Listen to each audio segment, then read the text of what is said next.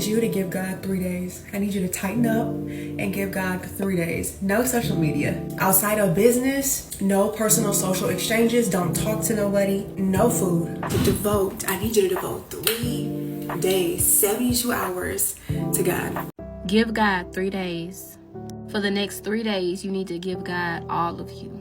Just 3 days. Give God 3 days is basically a challenge whereby it's not necessarily a challenge, but it's kind of a challenge whereby people go into fasting for 3 days, or basically they just pray and give God 3 days to do a certain miracle for them, to come through for them in a certain way.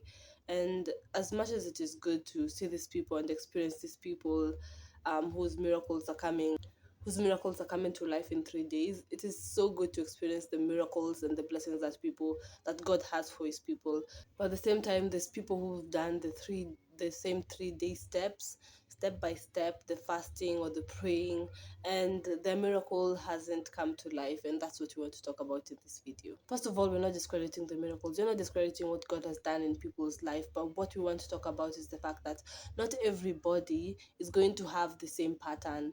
You might have been praying for a job for 5 years, 3 years. You might have been praying for healing. You might have been praying for something very important in your life to happen, and it hasn't happened in years, and it leaves you feeling dejected and broken.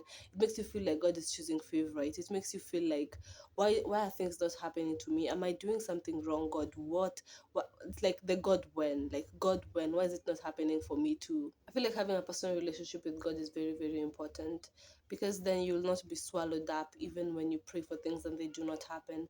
I remember last year, I think on the 17th of August 2024, I wrote in my journal that in 2 weeks, my dream job, my supernatural job, will have manifested. It's been over an year now. I left my job in March 2025, and that job hasn't materialized for me, and it's left me feeling really, really bad.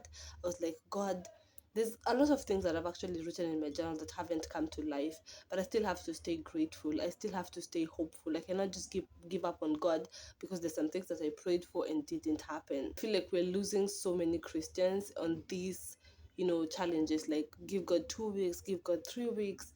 What if it's not for me? What if my miracle is not supposed to happen in 3 days? What if my miracle is not supposed to happen in 2 weeks? Then what? I feel like life is very particular to individuals.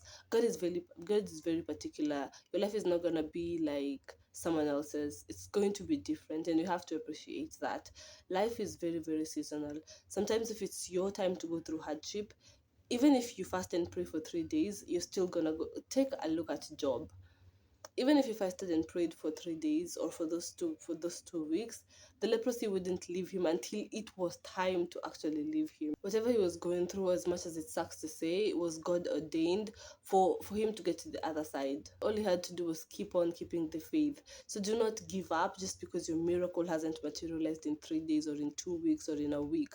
Do not give up because your timeline is not matching God's timeline. His ways are higher than our ways. His thoughts are higher than our thoughts. His plans are greater for us than we can ever think or imagine. So maybe the thing that you're expecting to get in 3 days, maybe it will ruin your life. Let's just be honest. There's a patience that you have to learn in God that you won't get to learn anywhere else. Your life is not supposed to be like someone else's. Please, please, please, let's drop the notion that everything has to happen in 3 days.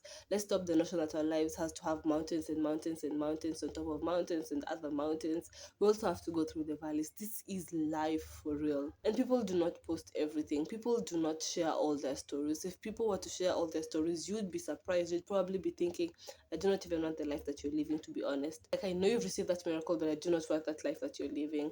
It's important to have a personal relationship with God. It is important to acknowledge our inner wisdom. And there's something that I always say that I have to believe and have to keep on keeping on the faith, to be honest, is that you still have a purpose. There's something that you are to do on this planet that no one else has the capability to do. So please do not give up now. Do not give up just because your miracle hasn't materialized in 3 days, or in a day, or in 24 hours. Do not fall into depression and anxiety and constant fear of life because you're thinking God doesn't have your back. God has your back. God loves you still.